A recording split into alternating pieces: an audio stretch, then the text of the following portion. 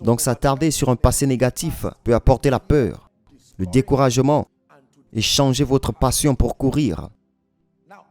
Maintenant, s'attarder sur un passé positif. Laissez-moi vous dire ce que cela fait. Cela crée de la complaisance, de la fierté, de l'excès de confiance et de l'indiscipline. S'attarder sur un passé positif. Cela crée, numéro 1, la complaisance. Numéro 2, la fierté. Il existe une chose telle que la fierté de la vie. Pas la fierté, il y a deux choses différentes. La fierté de la vie, c'est l'autoglorification que vous avez mise sur vous-même. Sommes-nous ensemble? En raison des réalisations évidentes. Si vous n'avez rien réalisé, vous pouvez avoir la fierté, mais pas la fierté de la vie. Seulement les personnes qui réussissent peuvent avoir la fierté de la vie. Vous n'avez rien bâti, vous n'avez aucun antécédent qui soutient votre excellence, votre valeur. Vous pouvez avoir la fierté, mais pas la fierté de la vie. Donc s'attarder sur un passé positif, c'est une parole prophétique.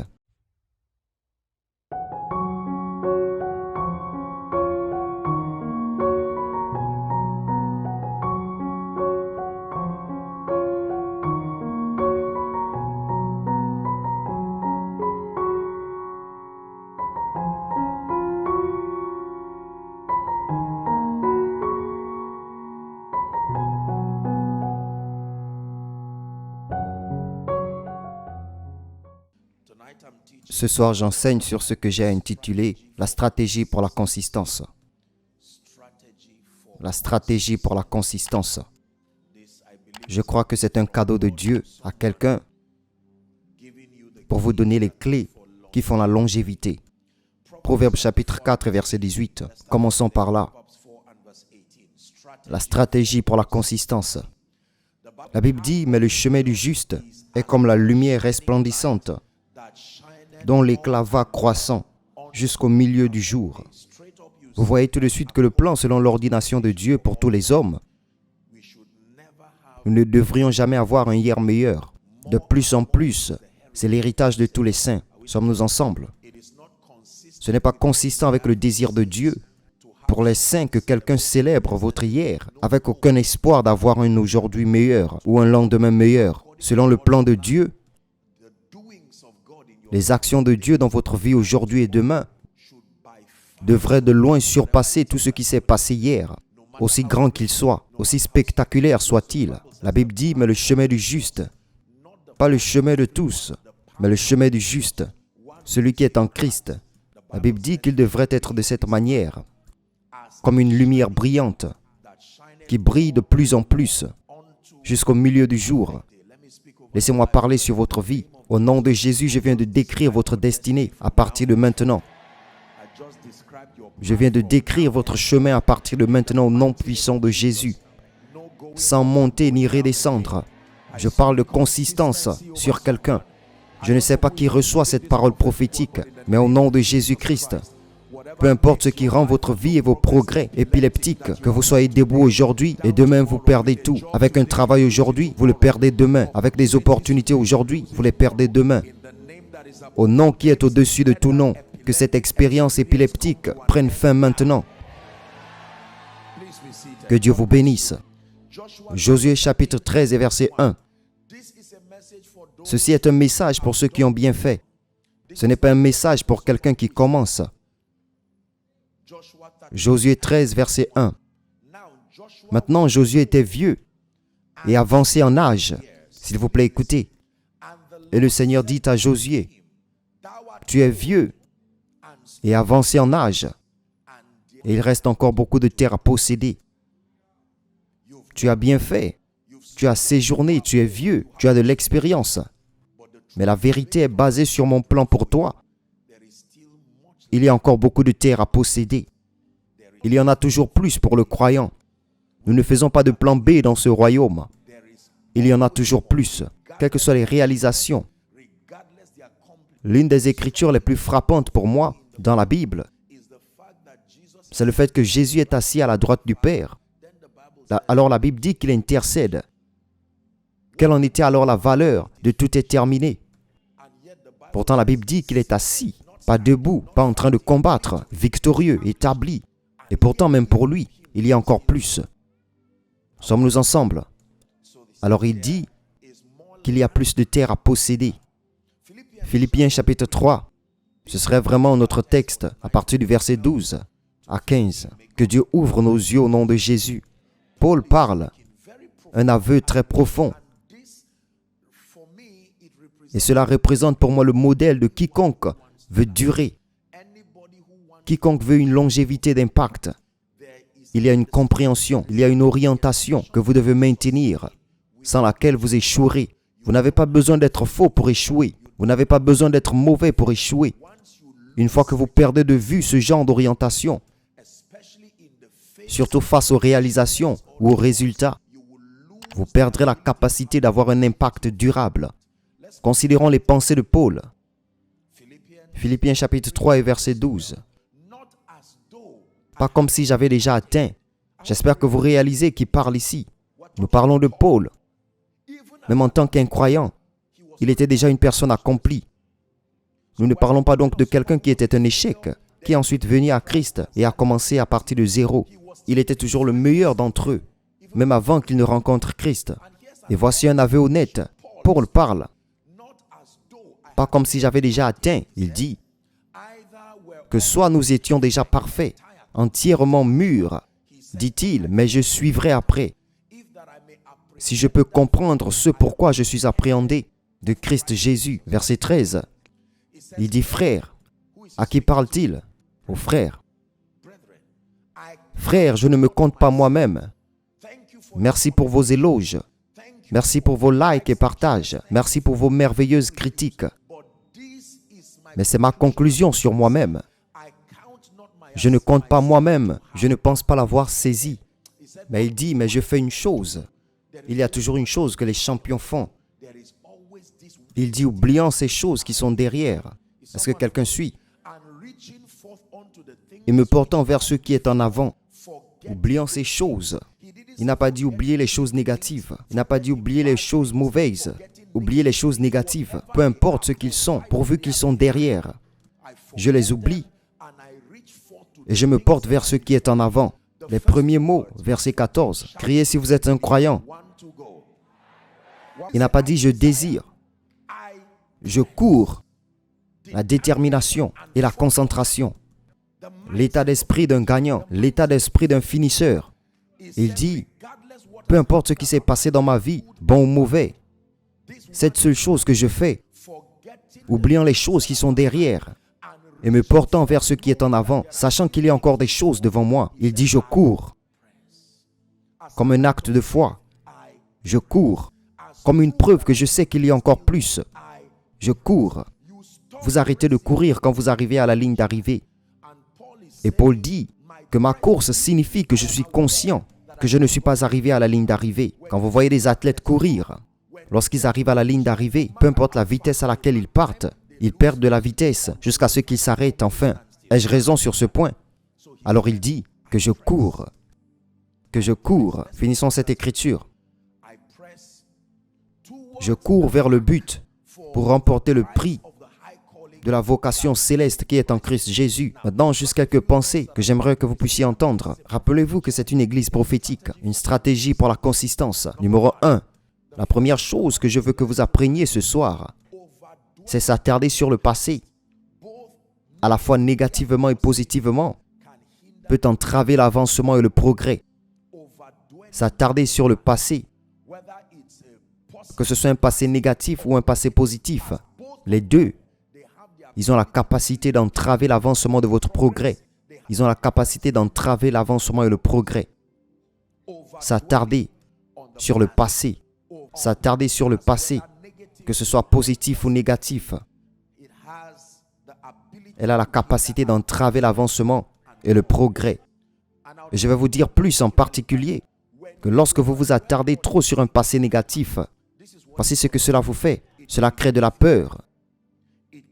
Cela crée du découragement et cela dégonfle votre passion pour courir. Laissez-moi reprendre cela.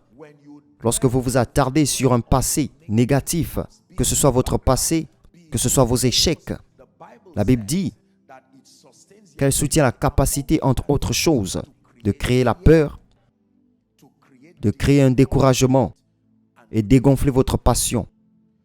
Il y avait un tel homme dans la Bible appelé Gédéon. La Bible nous dit que cet homme avait la destinée d'un guerrier. Et parce qu'il était le moindre dans la maison de son père, il était habitué à l'échec. Sommes-nous ensemble? Alors quand Dieu est venu à lui, l'homme se cachait. Et Dieu ne l'a pas appelé par cette situation. Il a dit, « Oh, puissant homme de valeur !» Il n'a pas dit, « Oui, Seigneur » ou « Oui, Monsieur ». Il est allé directement à son excuse. Si cela est vrai, pourquoi toutes ces choses sont-elles tombées sur moi? La même chose que vous voyez dans Jean chapitre 5, la piscine de Bethesda. La Bible dit qu'il y avait un homme qui était là depuis 38 ans. Et quand Jésus est venu vers lui et lui a demandé, « Veux-tu être guéri ?» Il aurait dit oui ou non. Et il a dit directement, « Écoute, tu ne connais pas ma situation. Je n'ai pas d'homme. » Jésus ne lui a pas demandé, « Pourquoi es-tu dans cet état ?» Il a dit, « Est-ce que tu désires ?» Et l'homme malade a dit, « Mon problème, c'est que je n'ai pas d'homme. » Quelque chose vous arrive quand vous vous attardez sur le passé. Ça apporte de la peur. Ça amène le découragement. Il y a des gens qui sont tellement habitués à souffrir. Quand vous priez, peu importe comment vous criez, ils ne répondent qu'un seul amen à la fin de cette prière. Et honnêtement, c'est juste pour le rituel. Ils n'y croient pas.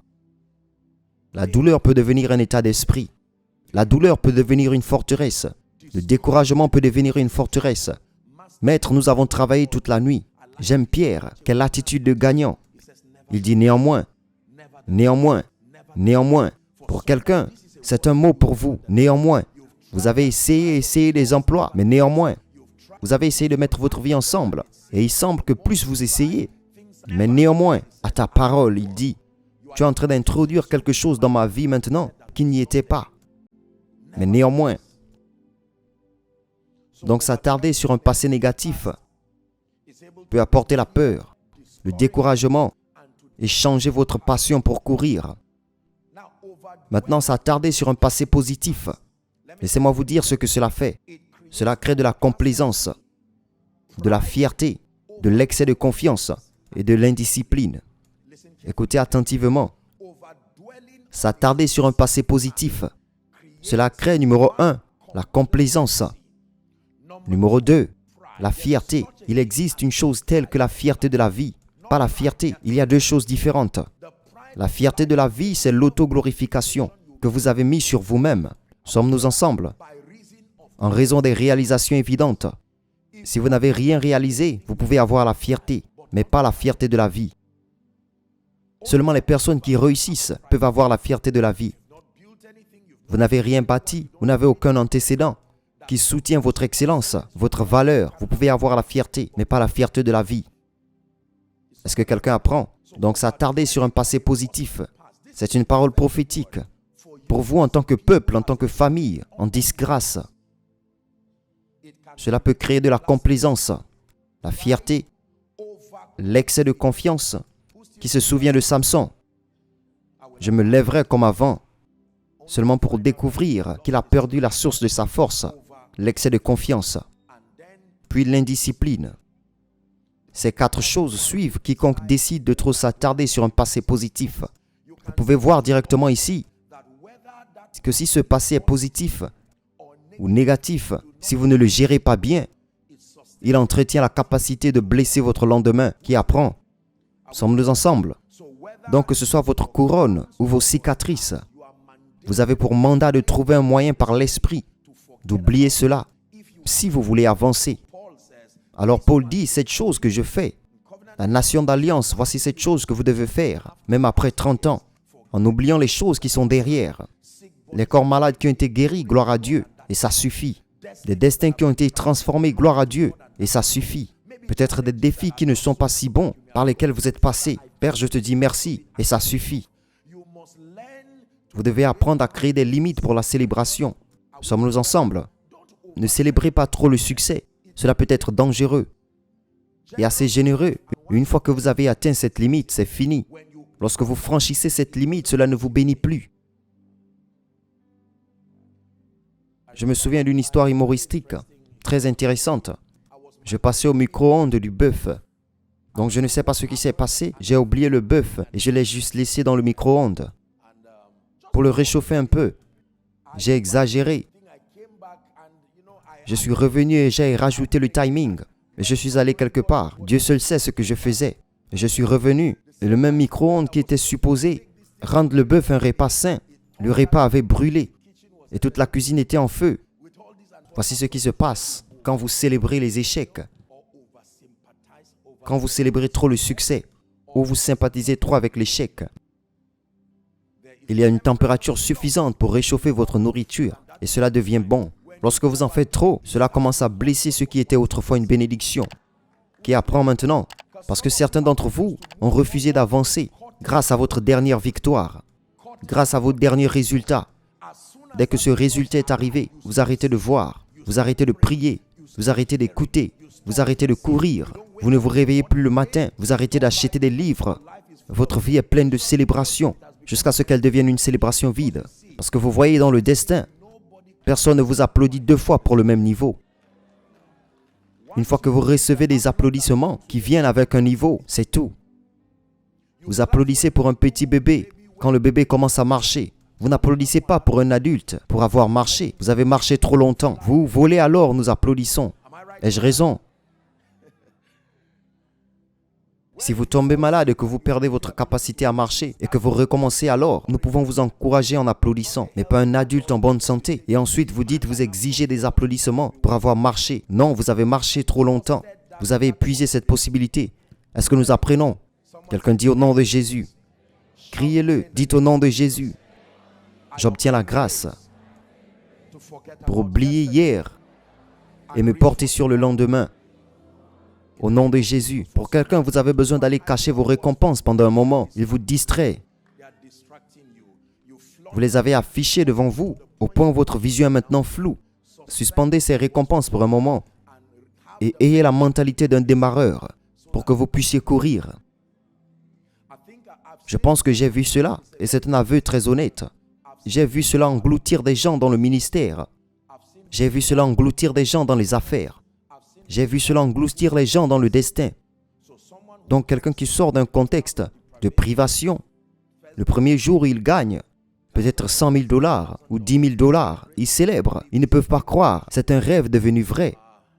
Et puis il s'arrête là pour se rendre compte que ce n'était bon que pour ses besoins personnels. Cela ne peut pas l'accompagner. Quand vous voulez vraiment faire des choses sérieuses, cela ne vaut rien.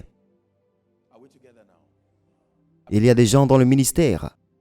Le jour où quelqu'un est guéri, le jour où quelqu'un est béni, le jour où Dieu vous donne une plateforme élevée pour servir sa grâce, ça devient la fin de votre impact. Je prie pour quelqu'un, que ce soit votre douleur ou votre couronne, que ce soit vos cicatrices ou vos couronnes, tout ce qui a brouillé votre vision et entravé votre capacité à aller de l'avant. Je vous libère de cette entrave aujourd'hui. Criez un amen croyant. Je vous libère de cette entrave. Au nom de Jésus-Christ. Donc la Bible dit que cette seule chose que je fais, un passé négatif crée la peur, le découragement, le dégonflement de votre passion pour courir. Un passé positif crée de la complaisance, de la fierté, un excès de confiance et souvent de l'indiscipline. Maintenant, je vais vous donner 2 stratégies et ensuite nous prierons. 2 stratégies pour la consistance. Numéro 1. La première stratégie que je vais vous donner, est-ce que quelqu'un apprend? C'est de rester humble et brisé.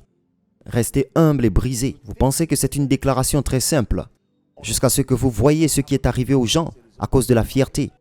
Restez humble et brisé, malgré ce que Dieu fait dans votre vie. Restez humble et brisé. La Bible dit qu'un cœur brisé est un cœur conquis. Oh mon Dieu, tu ne mépriseras pas ce cœur brisé.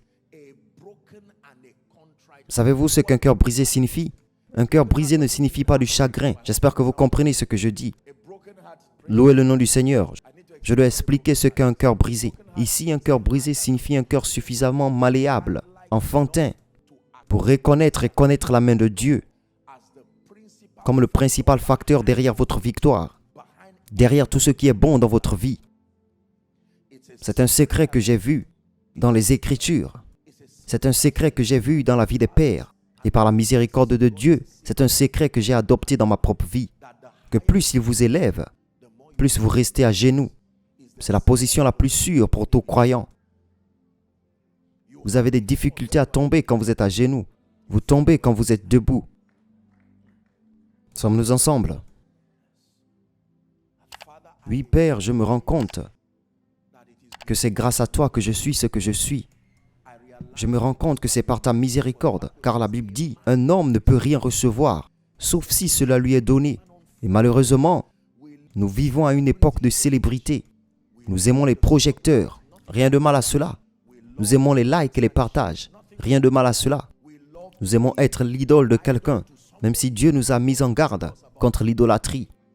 Sommes-nous ensemble?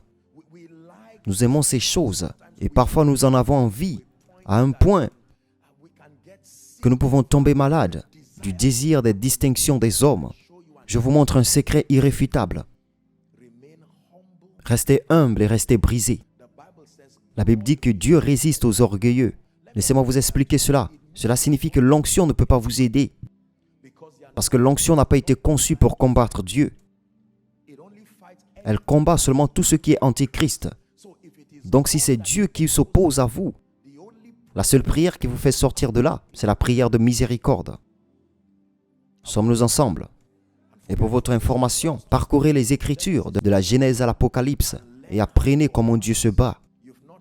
Vous n'avez jamais vu un guerrier comme Dieu. Il dit, laissez Dieu se lever et laissez ses ennemis. Je ne veux pas vous distraire en vous expliquant ce que signifie être l'ennemi de Dieu. Parce que l'ennemi de Dieu, ce n'est pas la personne que vous détestez. Non, l'ennemi de Dieu, c'est n'importe qui, y compris vous, qui devient une interruption perpétuelle du royaume à venir. N'importe qui. Jonas était un prophète.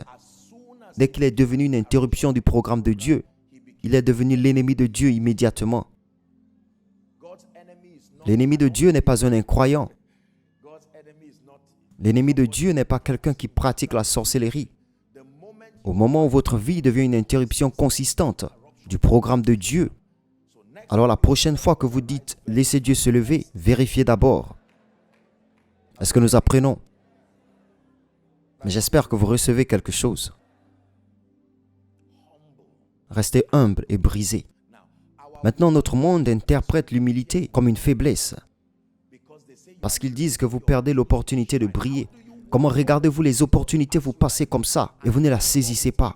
Je veux dire que Dieu a fait quelque chose de si grand. Je ne dis pas de ne pas célébrer le succès, mais vous devez faire attention. Les mêmes personnes qui vous diront de devenir roi sur nous diront crucifions-le demain. Ils vous regarderont en face et agiront comme s'ils ne l'avaient jamais dit avant. Vous avez besoin de comprendre comment les hommes sont fragiles. Ils diront devenez roi sur nous aujourd'hui et ils diront crucifions-le demain. Il n'y a qu'un seul ami qui reste plus proche qu'un frère. Sommes-nous ensemble? Oui, l'humilité. Il y a quelque chose que fait l'humilité. Cela ajoute de l'honneur à vos réalisations. Trouvez-moi quelqu'un qui fait si bien et qui maintient ensuite une disposition d'humilité. Voici quelqu'un qui ressemble à un bâtisseur. Mais montrez-moi quelqu'un qui fait si bien et il saisit cette beauté avec la fierté. La fierté est destructrice. C'est un approvisseur. Cela réduit la valeur de tout, n'importe quoi. Je prie pour quelqu'un. Je prie pour la grâce d'être humble. Cette tentation de toujours vouloir crier des choses et les tambouriner et prouver un point, c'est inutile. La Bible nous enseigne une leçon de vie à partir de la vie de Joseph. Joseph était quelqu'un qui n'était pas cru par ses frères. Ils ont investi dans une tentative de faire de lui un échec. Cela n'a pas fonctionné. Il est allé dans la maison de Potiphar. Au moment où vous pensiez que les choses allaient mieux, sommes-nous ensemble? Potiphar est venu avec pour lui et la femme aussi est venue avec pour elle. Et ils l'ont mis en prison. Pouvez-vous imaginer cela? Et maintenant en prison, il a commencé à aider certaines personnes. Vous pouvez imaginer la douleur et l'offense. Puis le gars dont il a interprété le rêve, il a supplié le gars. Il a dit quand tu arriveras chez le roi, s'il te plaît, dis au roi que je suis innocent. Quand cet homme y est arrivé, il a oublié. Et l'oubli d'un homme a ajouté 2 années supplémentaires au séjour de Joseph. Nous ne savons pas combien de temps il est resté, mais nous savons que quel que soit le temps, c'était plus de 2 ans. Sommes-nous ensemble? Maintenant, Joseph, en un seul jour, est élevé, il est devenu Premier ministre. Soyez honnêtes, si vous étiez Joseph, mentionnez 2 personnes que vous convoquerez comme première mission. Laissez la question des céréales et des 7 ans de famine. Sommes-nous ensemble? Voici la différence entre vous et Joseph. Joseph est arrivé au palais Il n'a pas été distrait par les cadeaux. Il est allé directement marcher. Et puis la Bible dit que lorsque ses frères sont venus et il les a vus agenouillés comme il avait vu dans ses rêves, vous pensiez que ce serait une opportunité pour lui de rendre son jugement. Mais c'est Joseph. Pharaon a dit que je suis Pharaon. Il a dit seulement en matière d'administration, tu seras plus grand que moi. En ce qui concerne les opérations, l'Égypte est à toi. Il aurait fait mourir de faim ses frères, mais pas Joseph. Il a dit que tu le voulais pour le mal, mais Dieu l'a transformé en bien. Cela ressemble-t-il au témoignage de quelqu'un? Mais laissez-moi vous dire ceci, et c'est un conseil puissant. L'orgueil est un destructeur. L'orgueil est un destructeur. Je combats la fierté et je la combats avec tous les sens de la méchanceté. Et vous ne saurez pas à quel point c'est difficile de rester humble si vous n'avez rien fait. Il n'y a pas de tentation. C'est comme quelqu'un qui n'a pas d'argent, qui dit que je suis humble. Vous n'avez pas tout à fait raison. Je ne veux pas vous insulter. Mais vous n'êtes pas humble. Par rapport à quoi? L'humilité est en rapport avec ce qui vous tente. Qu'en tant que famille, vous seriez des gens qui ont une signature de grande réussite, garnie d'humilité, que vous pouvez venir à l'église et être une personne si modeste que les gens vous comprendront presque mal, jusqu'à ce que vos œuvres commencent à parler pour vous aux portes, que quelqu'un dira, est-ce que vous réalisez que cet homme, bien qu'il fait partie de l'accueil, laissez-moi vous parler un peu de ses références, et il commence à lire quelque chose de si inspirant, et au milieu de cela, vous vous agenouillez toujours, vous pouvez toujours vous rouler, vous pouvez toujours lever vos mains, quel que soit votre pédigré. Laissez-moi vous dire la vérité. Fouille les gens qui font pleurer et qui, devant Dieu, ressemblent à un embarrassement parce que vous êtes élevés. Je me suis dit que je n'arriverai jamais à ce point. Quand je viens devant le Seigneur, je ne viens pas en tant qu'homme de Dieu. Je ne suis pas un apôtre pour lui. Non. C'est lui qui m'a envoyé. J'espère que vous êtes inspirés. Je vous lance un défi parce que certains d'entre vous, c'est ce dont Dieu a besoin de faire. Vous découvrez que votre vie refuse d'avancer. Je vous dis que c'est un diagnostic. Quand la fierté entre, c'est comme si vous avez éteint votre contact et vous avez arrêté de bouger. Et toutes les histoires que vous devez raconter sont des histoires d'hier. Il n'y a rien que Dieu fait maintenant. La raison, c'est parce que vous avez refusé de le reconnaître. Laissez-moi vous montrer une écriture et nous passerons au deuxième point. Proverbe chapitre 3, à partir du verset 5. N'oubliez jamais cette écriture, assez simple pour que vous vous rappelez. Voici ce qu'il dit. Faites confiance au Seigneur. Nation d'alliance, faites confiance au Seigneur de tout votre cœur. Alors il dit, ne t'appuie pas sur ta propre compréhension. Verset 6. Dans toutes tes voies, reconnaissez-le et il dirigera votre chemin. S'il vous plaît, criez le verset 7 si vous êtes un croyant. Ne sois pas sage à tes propres yeux. Crains le Seigneur. J'ai vu des gens prier correctement. J'ai vu des gens donner correctement. J'ai vu des gens vivre correctement. J'ai vu des gens parler correctement. J'ai vu des gens servir leurs valeurs avec le plus haut niveau d'excellence possible. Et pourtant d'une manière très choquante et parfois inexplicable. Vous ne pouvez pas dire pourquoi ils n'obtiennent toujours pas de résultats. Je sais ce qu'est la miséricorde de Dieu. Sommes-nous ensemble? Vous savez, quand les gens applaudissent à propos de leur couronne, certains d'entre nous qui savent où Dieu nous a amenés, nous n'avons pas honte de dire. Certains peuvent faire confiance aux chevaux, aux chars.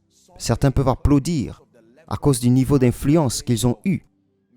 Peut-être celle de leurs parents, l'influence de la richesse. Mais certains d'entre nous, nous sommes littéralement un témoignage de ta miséricorde et de ta grâce. Peut-être que ce n'est pas une parole pour tout le monde, mais je parle à quelqu'un qui sait qu'il n'y avait pas d'autre moyen. Pas d'autre moyen. Vous êtes venu à Lagos presque comme un fugitif, ne connaissant pas votre gauche de votre droite. Mais regardez ce que la miséricorde de Dieu a fait. Je veux dire, en regardant avec du recul, vous saurez que ce n'était pas du tout de la sagesse. C'était juste la grâce de Dieu, portée par sa miséricorde. Peut-être que vous êtes venu comme un couple et vous étiez complètement confus. Maintenant, 1 an plus tard, 2 ans plus tard, 5 ans plus tard, Dieu vous a apporté honneur et gloire. Quelqu'un en 1 minute, pouvez-vous lever vos mains et dire merci Jésus? Dites merci à Jésus. Prenez 1 minute. Je ne sais pas comment vous allez le dire, mais dites merci Jésus. C'est par ta grâce et c'est par ta miséricorde que je suis ce que je suis aujourd'hui.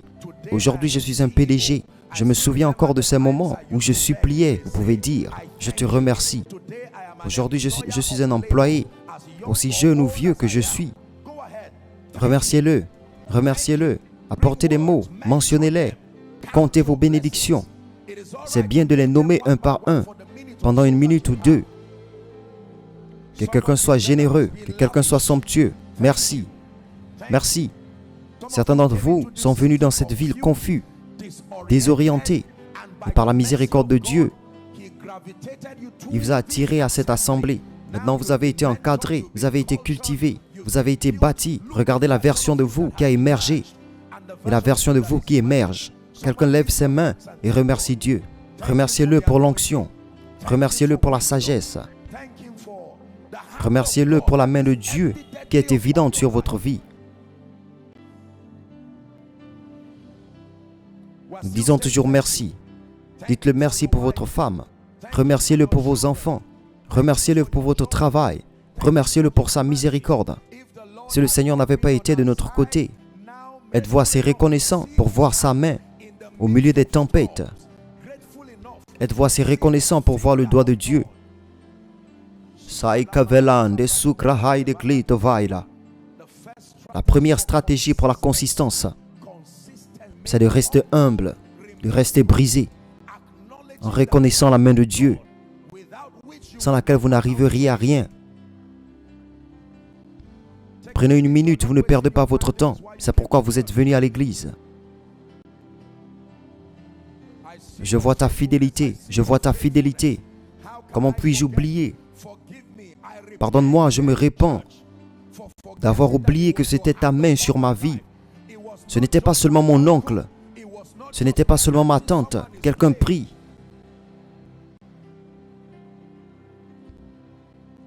Que vous ayez des entreprises dans toute l'Afrique, des entreprises dans le monde entier. Vous êtes devenus une voix notable. Certains d'entre vous ont conquis une force intellectuelle géante grâce à la miséricorde de Dieu.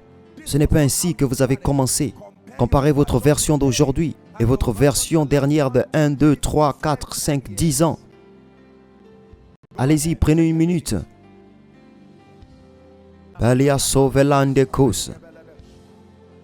Merci pour ta main. Merci pour ta main. Au nom de Jésus. Au nom de Jésus. Laissez-moi vous dire sincèrement, je vous donne un morceau de mon lieu secret. C'est ce que je fais. Peu importe à quel point la grandeur y est. Peu importe ce que Dieu fait. Peu importe à quel point c'est spectaculaire. Une fois de retour chez moi, je me mets à genoux, à mon autel, et je rends grâce à Dieu. Et c'est terminé. Quel est le prochain projet? Voici l'attitude des gagnants. Certains d'entre vous ne reviennent jamais pour dire merci. Vous êtes tellement distraits par les appels, les nouveaux contacts, les nouvelles opportunités. Maintenant, vous êtes PDG. Maintenant, les portes s'ouvrent. Maintenant, vous voyagez partout dans le monde. Puis-je vous dire la vérité? La Bible dit que les choses qui sont écrites sont pour un temps. Ils sont écrits pour notre instruction, afin que nous, grâce à la patience et au réconfort de l'Écriture, puissions trouver l'espoir. Il y a des hommes qui sont passés de l'herbe à la grâce. Il y a des autres qui sont descendus de la grâce à l'herbe. Que vous ne soyez pas l'un d'entre eux. Il y avait un homme dans la Bible appelé Nebuchadnezzar. En raison de l'abondance de l'orgueil dans son cœur, il a été réduit à un animal, une bête. Restez humble. Pendant que Dieu vous élève, restez humble. Ne vous souciez pas des gens stupides. Ne leur permettez pas de masser votre ego jusqu'à votre destruction. Célébrez la main de Dieu. Célébrez la main de Dieu. Philémon 1, verset 6 dit que la communication de ta foi pourrait être efficace en reconnaissance de toute bonne chose qui vient à vous en Christ. Ce n'est pas l'humilité de refuser de reconnaître que c'est l'œuvre du Seigneur. La Bible dit que c'est l'œuvre du Seigneur.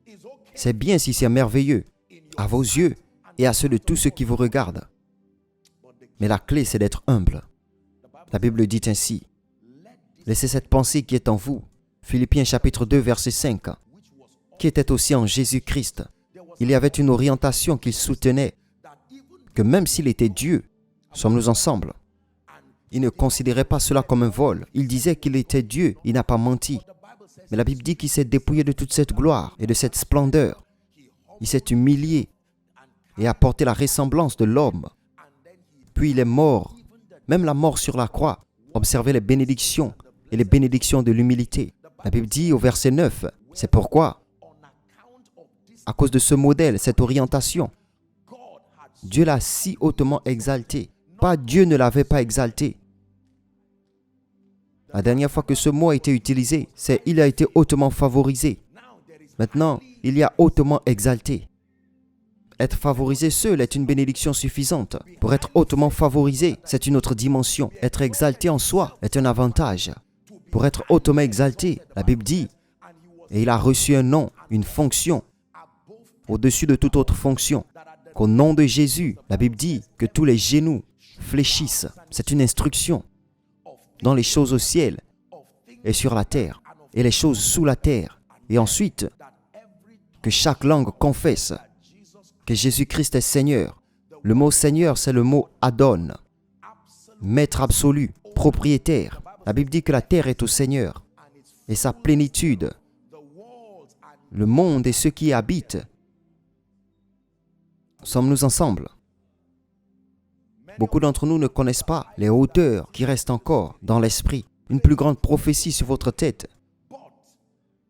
Mais il faudra être humble et être brisé. Est-ce que quelqu'un a appris quelque chose? Laissez-moi vous donner la clé finale. J'espère que c'est une clé qui ouvrira une porte pour quelqu'un. Peut-être devrez-vous retourner après l'église et prendre juste quelques minutes pour crier votre cœur dans la repentance, pour dire que je me suis retrouvé à commettre le péché de l'orgueil. Montre-moi ta miséricorde. Ce n'est pas une condamnation. C'est reconnaître que vous avez été l'ennemi de votre propre destin. Numéro 2. La deuxième clé, comme stratégie de progrès continu, une stratégie de longévité d'impact. Êtes-vous prêts? N'arrêtez jamais d'apprendre. N'arrêtez jamais d'apprendre. Engagez-vous à l'apprentissage continu. Jean chapitre 1, verset 5. Voici le ministère de la lumière. Mesdames et messieurs, s'il vous plaît, regardez. La Bible dit que la lumière a brillé dans les ténèbres et les ténèbres ne l'ont pas compris. Aussi longtemps qu'il y a de la lumière, il n'y aura pas d'obscurité. Laissez-moi vous mettre cela en perspective afin que vous compreniez la puissance de ce que je viens de dire. Lorsque le Seigneur créait ou recréait la terre, comme nous le savons dans Genèse chapitre 1, la Bible dit que Dieu a appelé la lumière jour et les ténèbres il a appelé nuit. Savez-vous ce que cela signifie? Cela signifie que le jour n'est pas nécessairement le passage chronologique du temps. Donc vous pouvez être à midi. Si vous n'avez pas de révélation, vous êtes toujours dans la nuit. Sommes-nous ensemble? Donc nous disons bonjour pour le matin, bonsoir pour la soirée. Dans le règne de l'esprit, bonjour, bonsoir, reste pour les seuls porteurs de lumière. Si vous ne transportez pas la lumière chaque jour de la journée, c'est une mauvaise nuit. En fait, même pas bonne nuit. Car beaucoup de mauvaises choses arrivent la nuit. La Bible dit que ceux qui dorment, dorment la nuit. Sommes-nous ensemble? Les pleurs durent pendant la nuit. Il y a un lien entre la nuit, les ténèbres et les pleurs. Digne est l'agneau qui a été immolé, qui est digne d'ouvrir le livre et de déverrouiller le rouleau. Il dit que j'ai pleuré, car aucun homme n'était digne d'ouvrir le livre et de déverrouiller le parchemin. Et l'ancien m'a tapoté et m'a dit de ne pas pleurer, parce que le lion de la tribu de Juda, il mérite d'être qualifié pour ouvrir le livre et d'en rompre les 7 sceaux. Savez-vous ce que cela signifie? Que si le livre ne peut pas être ouvert, vous ne pouvez pas accéder aux richesses qui y sont contenues. Vos pleurs continuent. Il a dit ne pleure pas. Quelqu'un qui est qualifié pour ouvrir le livre est venu. De nombreux croyants sont ignorants ou notre connaissance sont dispersées et pas assez méthodiques pour produire du profit. Combien d'entre vous savent que le brouillard, c'est aussi de l'eau? Mais cela ne peut pas remplir votre seau et cela ne vous est pas profitable. Vous ne pouvez pas vous baigner avec du brouillard. Vous ne pouvez pas sortir et simplement tourner autour, puis dire que vous avez pris votre bain, bien que ce soit de l'eau, la même eau que celle que vous utilisez pour vous baigner. La différence Savez-vous que si le brouillard remplit cette pièce, vous pouvez vous mettre ensemble et elle ne peut même pas remplir une assiette. Et pourtant, elle fait beaucoup de bruit. Elle vous empêche de voir. Et une fois que vous le ramenez à un point purement liquide, vous le voyez que ce n'est pas grand-chose. Voici comment beaucoup d'entre nous transportent la vérité pour peu de choses. Mais ce n'est pas dans la mesure où elle peut produire de profit. Combien d'entre vous savent que si nous éteignons les lumières dans ce bel auditorium et que vous allumez votre lumière de téléphone, la lumière de votre téléphone est de la lumière, mais pas assez lumineuse pour éclairer les ténèbres de cet endroit.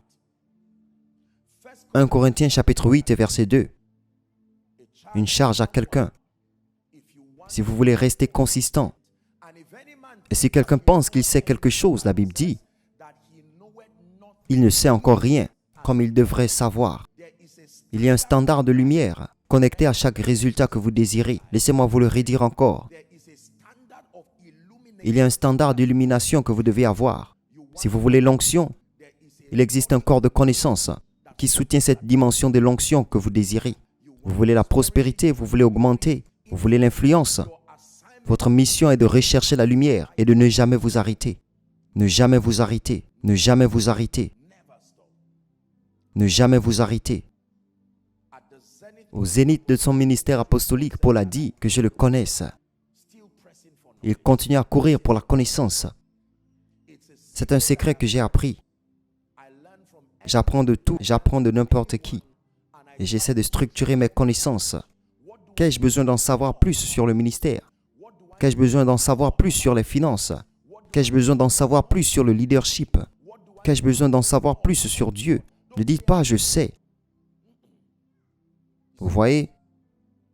Que dois-je apprendre? Que dois-je apprendre d'autre? Vous devez avoir le cœur de quelqu'un qui apprend. Vous apprenez avec passion pendant que vous servez. Même avec la couronne sur votre tête, vous continuez à apprendre. Vous continuez à apprendre. Vous ne permettez pas à la couronne de déformer votre passion pour apprendre. Vous êtes brisé, vous êtes humble, et puis vous continuez à apprendre. Voici ce que la Bible dit. Que le travail du fou, le fou ici, c'est la description d'un type de personne. Le travail du fou inquiète tous. Pourquoi? Parce qu'il ne sait pas comment aller en ville. Il y a un moyen de faire du ministère et de gagner. Il y a un moyen de faire des affaires et de gagner. Il y a un moyen pour les perdants d'exercer leur ministère. Il y a un moyen pour les perdants de faire des affaires. Il y a un moyen pour les perdants d'essayer de chercher de l'argent. Ce n'est pas une insulte, mais une vérité honnête. Il existe un moyen pour les perdants qui essaient de vivre leur vie. Vous devez découvrir. Écoutez, laissez-moi vous dire. Dieu, à travers le pouvoir du mentorat structuré, a déjà distillé des connaissances. Vous voyez la beauté du mentorat? C'est que vous ayez l'occasion de vous asseoir sous des connaissances constructives. Les connaissances qui sont distillées. Le sens a été retiré du non-sens. Et vous le servez. Et cela est prêt pour être consumé. Lorsque vous plantez quelque chose dans une ferme, cela peut ne pas être prêt pour la consommation. Sommes-nous ensemble? Mais la différence entre une ferme et un restaurant, c'est que dans le restaurant, vous dites la nourriture est prête. Qu'est-ce que cela signifie? Qu'il n'y a rien à faire. Il suffit de vous asseoir et de manger. Et vous payez, ou quelqu'un paie pour cela. Vous vous asseyez et vous mangez. J'aime le concept du restaurant. Vous payez en premier. Sommes-nous ensemble? Mais si et quand vous le faites, vous vous asseyez joyeusement. Personne ne vous demande à quoi vous ressemblez. Personne ne vous demande votre complexe, votre âge. Une fois que vous êtes en mesure de payer, vous vous asseyez avec honneur et prenez votre temps et profitez de votre repas. La lumière, une illumination spirituelle de haut niveau, ayant leur compréhension obscurcie. Ephésiens 4, 18. Étant aliénés de la vie de Dieu à cause de leur ignorance qui est en eux. En tant qu'homme de Dieu, cherchez la connaissance. Apprenez de ceux qui savent. Apprenez de ceux qui savent. Apprenez du ministère du Saint-Esprit. Apprenez de la parole de Dieu. Suivez ceux qui, par la foi et la patience, ont obtenu la promesse. En tant qu'homme d'affaires, il n'y a aucun défi que vous rencontrez aujourd'hui qui soit nouveau pour vous. Si c'est une dette, il y a des gens qui doivent des milliards de naira et de dollars et ils sont sortis avec la dignité de l'intégrité du royaume. Ne vous laissez pas engloutir dans la fierté. Il y a toujours un moyen de s'en sortir. La montagne de chacun est une représentation de son ignorance. Et laissez-moi vous dire, l'échec n'est pas générique. Il dépend de l'absence de la lumière. S'il n'y a pas de lumière, tout peut ressembler à une montagne. Tout. Mais une fois qu'il y a de la lumière peut changer de nombreux défis que vous voyez. Apôtre, mon problème c'est l'argent. Je suis issu de Dieu, mais je n'ai pas d'argent. Je respecte votre douleur, mais ce n'est pas vrai, je ne vous crois pas. Honnêtement, si vous êtes dans une position d'opportunité, vous êtes déjà dans une position avantageuse du fait d'être à travers ce territoire. Mais je n'ai personne. C'est ça le point. Personne n'a personne. Il y a des principes qui attirent les gens. Sommes-nous ensemble? L'homme a dit, je n'ai aucun homme. Je ne veux pas parler de son histoire. L'homme à la piscine de Bethesda. Vous voulez dire qu'il n'a pu saluer personne? Pendant 38 ans, il n'a pas pu dire aux autres, bonjour monsieur, bon après-midi monsieur, et ils disent que je suis habitué à toi, laisse-moi t'aider. Qu'ont fait les autres gens qu'ils avaient des hommes qui les ont aidés? L'homme a dit, je n'ai pas d'homme. Je n'ai pas d'homme n'amène pas d'aide. S'engager à une vie d'humilité et de brisement. S'engager à l'apprentissage continu. L'apprentissage continu. Ne quittez pas ce qui vous a emmené là où vous êtes. Si venir à l'église et à entendre la parole et grandir est ce qui vous a amené ici, ne permettez pas avec tout le respect. Je suis un PDG, je suis trop occupé. Dieu merci pour la puissance de la technologie. Vous pouvez accéder au matériel, vous pouvez avoir le service en ligne. Et pour de nombreuses personnes, vous pouvez même voyager et diffuser pendant que vous êtes dans l'avion. Il n'y a aucune excuse. Que votre élévation soit un avantage, pas une malédiction. Sommes-nous ensemble? Que ce que vous avez accompli ne vous empêche pas de réaliser ce que Dieu désire pour vous. Laissez-moi m'arrêter ici. Le Seigneur a mis ces mots très forts dans mon cœur. Il y a une stratégie pour la consistance. Beaucoup d'entre vous ont été trop épileptiques. Peut-être votre vie spirituelle, peut-être votre carrière, peut-être vos finances. Et vous apprenez maintenant que tout ne dépend pas de Dieu et que tout ne dépend pas de vous. Tout ne dépend pas de Dieu et tout ne dépend pas de vous. Je ne sais pas à qui Dieu a parlé aujourd'hui. Tout ne dépend pas de Dieu et tout ne dépend pas de vous. Prêtez-moi 2 minutes de votre temps et nous allons prier. Et je veux que vous déversiez votre cœur en priant ces clés. La grâce d'être humble. La grâce d'être et de rester brisé. Et ensuite vous pleurez pour la passion pour l'apprentissage continu. Certains d'entre vous, après l'église, vous devrez vous rendre dans une librairie. Achetez la vérité. La vérité n'est pas un cadeau. Vous l'achetez. Il y a des devises que vous utilisez pour acheter la vérité. La faim est une monnaie forte qui achète la vérité. L'humilité est une monnaie. Sommes-nous ensemble? Allez-y et priez. Prenez un moment et priez. Ne perdez pas cette opportunité. Investissez cette minute dont vous disposez dans la prière. J'obtiens la grâce d'être humble. Malgré le travail de Dieu dans ma vie, j'obtiens la grâce d'être brisé, de rester brisé et de rester malléable, de rester brisé. Pas au-dessus des guidances. Au nom de Jésus-Christ, quelqu'un prie. Une personne désespérée prie. Quelqu'un qui désire aller de l'avant prie. Quelqu'un qui est prêt pour les 30 prochaines années de réussite avec Christ. Prie. Priez pour la grâce de rester un étudiant. Un étudiant en apprentissage. Un étudiant de la connaissance. Que vous n'aurez jamais de plan B à mesure que vous désirez de savoir. Et que plus vous en savez, plus vous continuez à apprendre. Vous continuez à apprendre les voies du Saint-Esprit. Vous continuez à apprendre les voies de la prière. Vous continuez à apprendre la puissance du Saint-Esprit. Vous continuez à apprendre comment le ministère fonctionne. Vous continuez à apprendre comment fonctionnent les systèmes financiers. Vous continuez à apprendre comment le leadership fonctionne. Au nom de Jésus-Christ, laissez-moi m'appuyer sur la grâce qui est dans ce ministère et parler à quelqu'un au nom de Jésus-Christ. Je parle Exode chapitre 14, versets 14 à 15 à quelqu'un. Il dit, Moïse, pourquoi au verset 15? Pourquoi m'appelles-tu? La nation d'Israël se tenait devant la mer Rouge. Les Égyptiens étaient derrière eux. Dieu dit, parle aux enfants d'Israël pour qu'ils avancent. Je déclare sur quelqu'un qui a stagné dans quelques étapes de sa vie. Dans le nom de Jésus, le Fils du Dieu vivant, allez de l'avant. Allez de l'avant spirituellement. Allez de l'avant financièrement. Au nom de Jésus, dans votre santé, allez de l'avant. Dans votre famille, allez de l'avant. La Bible dit que le bâton du méchant ne reposera pas sur le juste. Je décrète et je déclare que la calamité sera trop tard pour arriver dans votre vie. Au nom de Jésus-Christ. Nombre chapitre 1, verset 5. Laissez-moi appeler vos hommes de destinée. Nombre chapitre 1, verset 5. Chaque fois que Dieu vous donne un mandat, Il y a des hommes oints pour se tenir à vos côtés, où qu'ils soient, autour de Lagos, partenaires commerciaux, aides financières, partenaires de prière. Je déclare qu'ils gravitent vers votre vie. Puissent-ils graviter vers votre vie? Exode chapitre 3 et verset 21. Et je donnerai ce peuple de la faveur aux yeux des Égyptiens. Et il arrivera que pendant que vous partez, vous ne partirez pas vide. Je déclare sur vous que le vide meurt pour toujours. Le vide meurt pour toujours. Au nom puissant de Jésus. Il dit, par toi, je peux courir vers une troupe. Par mon Dieu, je peux traverser les murs. Expérimenter la vitesse. Expérimenter la vitesse. En 4 mois, réalisez ce que 10 ans ne pourraient pas vous donner. En 4 mois, réalisez ce que 10 ans ne pourraient pas vous donner. Dans le nom de Jésus-Christ. Et je prie que chaque grâce que Dieu a investie sur son serviteur, que cette grâce soit reproduite dans votre vie.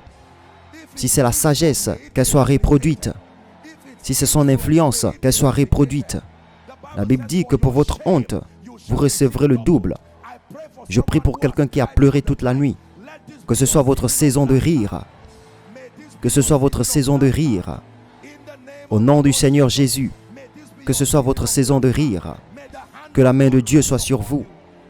Allez de gloire en gloire. Au nom puissant de Jésus. La Bible dit que quand Isaac est venu, et Jacob a manipulé le processus, et est venu en tant qu'Ésaü, et Jacob lui a posé une question. Comment se fait-il que tu as apporté cela rapidement? Il a dit que parce que le Seigneur l'a apporté à moi. Je prie pour vous, au nom de Jésus. Ce que les autres recherchent, que Dieu qui est l'aide et Bénézer, qu'il vous l'apporte. Qu'il vous apporte la faveur, qu'il vous ouvre les portes. Et je décrète et je déclare, chaque porte qui a refusé de s'ouvrir, je déclare par la voix de la prophétie, qui se sépare et se détache. Et qui se sépare et se détache. Au nom de Jésus-Christ. Levez vos mains et louez Jésus. Honorez-le et appréciez-le.